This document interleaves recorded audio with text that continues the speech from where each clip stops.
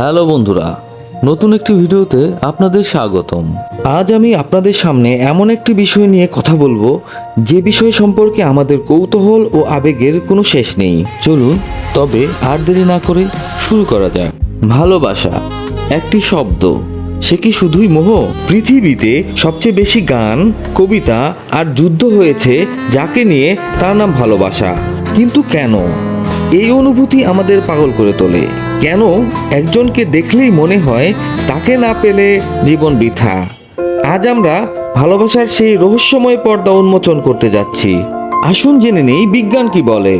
বিজ্ঞান বলে ভালোবাসা আসলে মস্তিষ্কের একটি রিওয়ার্ড সিস্টেম।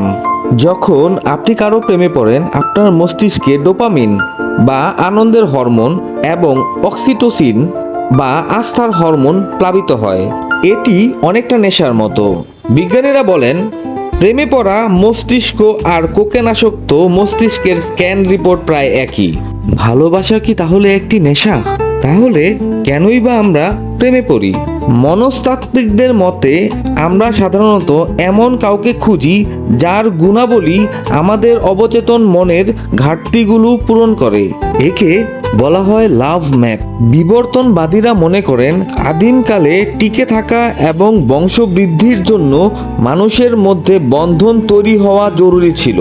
সেই বিবর্তনের ধারাই আজকের আধুনিক প্রেম। আপনার মতামত কি? ভালোবাসা কি আপনার কাছে শুধুই হরমোন, নাকি তার চেয়েও বেশি কিছু? যদি আপনি মনে করেন ভালোবাসা একটি পবিত্র অনুভূতি, তবে ভিডিওটি লাইক দিন।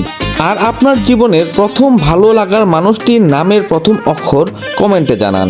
এ ধরনের আরও রোমান্টিক ও তথ্যবহুল ভিডিও পেতে আমাদের এই পরিবারে সাবস্ক্রাইব করে সঙ্গেই থাকুন।